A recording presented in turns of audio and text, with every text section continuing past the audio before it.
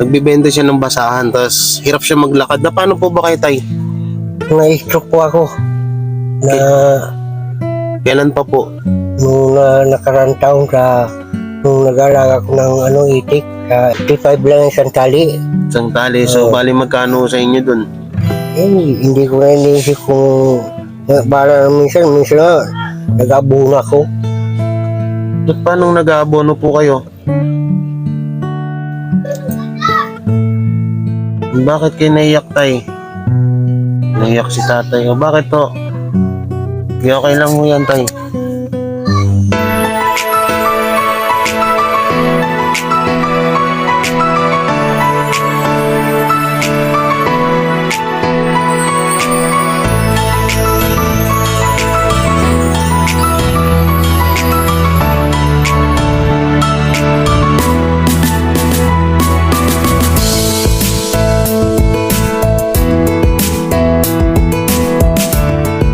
Ayan po mga kabiyaya, mga kakuwela, si tatay. Tay, anong pangalan niyo, tay? Ismundo Moratalia po. Ano? Ismundo Moratalia. Ismundo Ismundo Moratalia. Moratalia. So nakita ko dito kanina si tatay.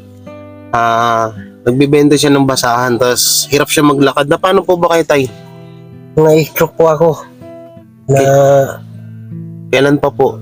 nung nakarang taon nung nag-alaga ko ng itik sa tabi ng ilog. Sa initan. Nasa initan si tatay. Tapos, ano nangyari?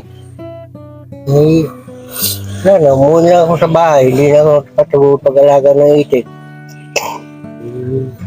So, anong oras kayo nagsimula magtinda, tay?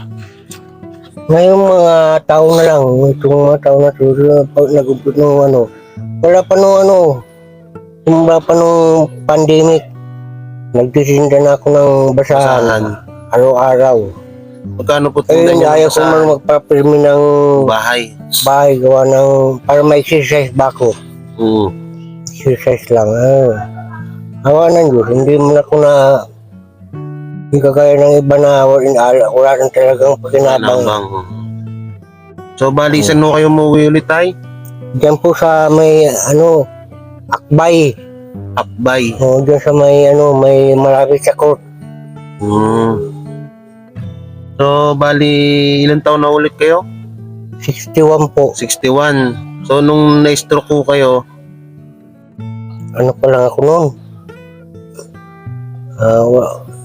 60 pa lang. bali 1 year pa lang po kayo na-stroke. Magkano tinda nyo dun sa basahan, tay? Ano lang? 35 lang isang tali. Isang tali. So, bali magkano sa inyo dun? Hindi ko na iniisip kung para minsan nga nag-abuna ko. At paano nag-aabono po kayo? Bakit kayo naiyak, tay? Naiyak si tatay. O bakit to? Okay lang mo yan, tay. Ba't po kayo nag-aabono? Nagsusunod ako. Nagsusunod. Dobro po. Paglibis.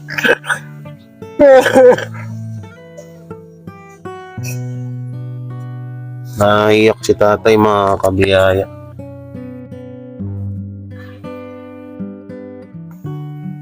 Ba't ano po ba yung niya, tay? Ano po? Minsan minupos ako maglakad. At hindi ko kaya.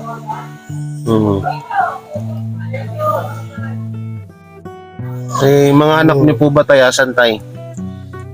Nasa ibang lugar na din may mga pamilya na. Dito, dyan po sa bahay niyo ngayon. Yung anak kong babae, yung panganay,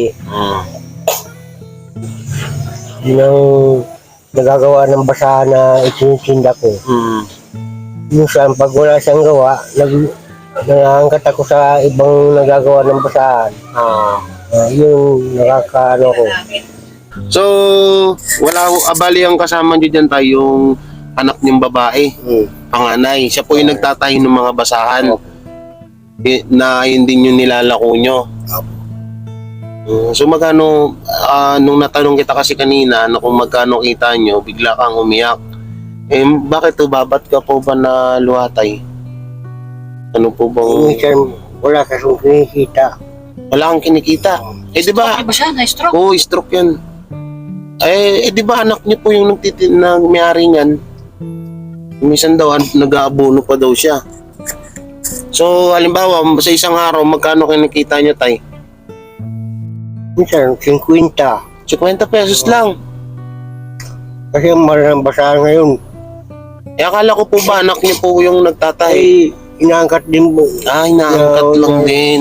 Kasi dinadala sa kanya, tahiin pa. Ngayon, yun na magkano lang ano niya doon kasi mahal ng basahan 40 ng sa minsan 10 piso lang sa kanya. Tatahiin niya. Tapos titinda ko naman. Yan. Mabuti kung araw-araw minsan lang makapagtindahan pag sobra sa ano niya. Suki niya rin. May suki rin kasi siya na dinadalan. So, bali, yung kita nyo dyan, sa inyo po yan. So, bali, minsan, 50 lang ang ano nyo. Ang kita nyo sa isang ano. Ang kita nyo sa isang araw. Tapos, paano po yung pagkain nyo? Sino po nagpapakain sa inyo? Ay, yung anak ko. Yung anak niyong panganay. So, bali, sama-sama po kayo dun sa bahay nyo. So, bali, ilan po lahat po talaga ba anak nyo? Bali, 8 po yan sila. 5 lalaki, 3 babae. Yung iba po bang anak nyo, hindi kayo binibigyan ng ano? Ay, hindi po. Nasa ibang lugar, malayo. Malayo po. So, may asawa pa po kayo, tay? Meron po. Ano pong trabaho ni nanay? Barangay. Barangay. Nagwawalis. Ay, dapat ay mga ganitong oras, hindi kayo nagdilalako ng ganitong tirik na tirik yung araw. Kasi, Gusto ko kasi, araw-araw, makapag-exercise ako. Paglakad-lakad. Kasi, tulong sa ano ko kapag ano minsan pag nagpirma ko isang araw, hindi ako parang nahirapan ako na tuloy. Nahirapan ako maglakad na. Ang dami kong putot ng gamot. So, bali may maintenance po kayo ng gamot. Minsan hindi rin tumatalab ano. Wala din po. O, Ba't ano po, bukod sa na-stroke po kayo, ano pa po ba yung nararamdaman nyo, tay? yung rayuma. Rayuma. Tsaka minsan nahihilog talaga ako madalas. Nahihilo ka po. Nahihilo ako sa kaya yung pipilis ko maglakad. Lalabanan ko yung ko. Para Naiyak si tatay. So, yun, kasi dito, habang inaantay ko sila Boy Sardinas at sila Papa, gawa ho nang namimili po sila ng materyales para kay nanay. Anong pangalan ni nanay? Si Nanay Flor. Para kay Nanay Flor, materyales sa bahay kasi tinutulungan po kami dun sa may gilid ng kalsada na naka-wheelchair. Lalagyan ho namin ng maliit na silungan ho dun sa gilid. So, kaya po kami nandito. Bumibili po si Boy Sardinas ng materyales. So nakita ko si tatay nandun pa lang sa malayo. Sabi ko matulungan sana kita kahit pa paano. So binili. Bali, ayun last yung tinda tay, yung binili ko. opo. Yun na yun. Hindi ka na mamimili, hindi ka na magtitinda mamaya. Pag mayroong panggawa yung anak ko, Titinda ka pa rin. Hindi pa pag mga ilang bandi lang.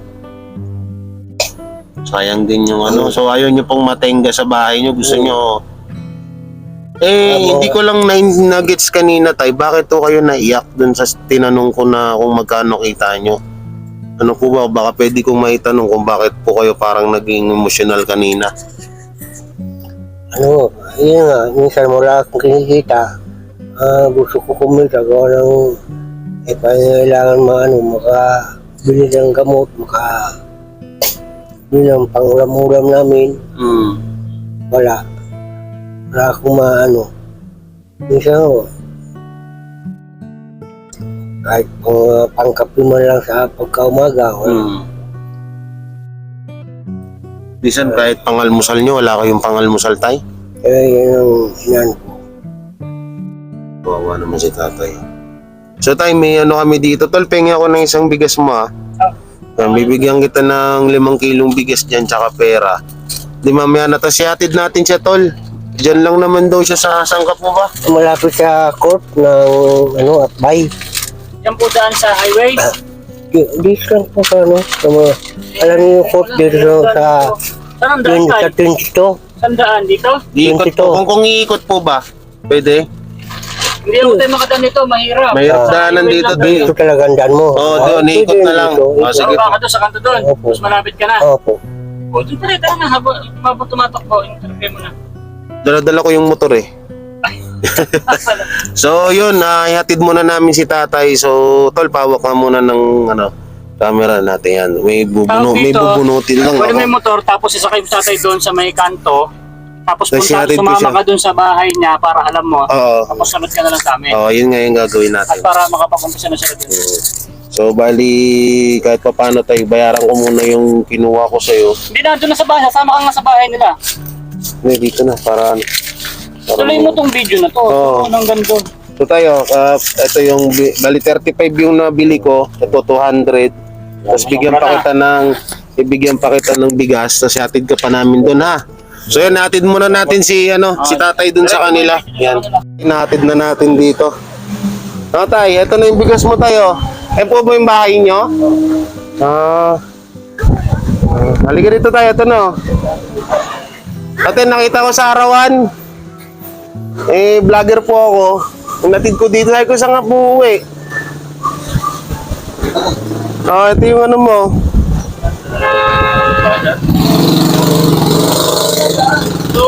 Sige na tayo. Iwi mo na to doon at pahinga ka na. Huwag ka na mag-araw. So yun po mga kakwela, mga kabiyaya. So hindi ko na po na-interview dun si tatay at hindi ko na rin nakausap yung anak. At bukod po sa parang nakita ko po parang ayaw humarap po nung anak niya sa akin. So inayaan ko na lang po. Pero at least alam ko na yung bahay niya. At kahit papano siguro pwede natin mabigyan ng kahit konting tulong kapag nagkaroon tayo ng biyaya or blessing. So yun, kanina kasi masa malayo pa lang siya pinagmamasdan ko kaso hindi ako makapag-video. Hindi ako makapag-video nung nasa malayo kasi sobrang daming dumadaan na sasakyan tsaka may inaasikaso din po ako. So nung medyo malapit-lapit na siya sa akin tsaka doon ko na lang siya tinawag, sabi ko, tay, pabili ng basahan mo. So yun, sabi ko, pwede ba kitang ma-interview? Pwede ba kitang matulungan kahit papano? Sabi niya, okay lang. Nga po yung gustong-gusto ko yung matulungan mo ko. So may hinala ako kay tatay, parang may dinadamdam siya kasi nakita nyo naman sa video, umiyak siya at talagang hindi niya napigilan yung luha niya so sabi ko parang may dinadalang si tatay, masakit sa puso niya, parang may dinaramdam siya so yun, at pagpasensyaan nyo na kung naikli lang yung video natin ngayon. At andito ako ngayon sa pinapabayan ni Boy Sardinas, si Nanay Flor dun sa gilid ng kalsada, yung matandang naka-wheelchair. Mapapanood niyo po rin unang-unang video sa YouTube channel ni Boy Sardinas. So meron din ako, nakapag-vlog din po ako dun. So ayun po, yun. Sana sa susunod magkita pa ulit kami ni tatay at sobrang naawa talaga ako sa kanya. Kahit pa paano naabutan natin siya kung magkano yung nayabot ko at may bigas din So ayun, at huwag niyo po sanang kalimutan na mag-like, share, comment, and subscribe sa aking YouTube channel at pakishare na rin po itong video na to. Maraming salamat and don't skip ads. Napakalaking tulong po niyang ginagawa niyo na suporta sa aming mga charity vlogger dito sa Taguig. Yan, at pakisuportahan na rin po si Boy Sardinas, Oslick Guevara, Claire Guevara TV, Edison Butete Official, Dabing ng Davao, Calso TV, Bato Say Vlog, Galerong Bicolano, Paring Jom, Sian, sa lahat po ng mga nandyan ho sa description, pakisubscribe po ang kanilang mga link. So maraming salamat, ingat kayo and God bless. Bye bye po.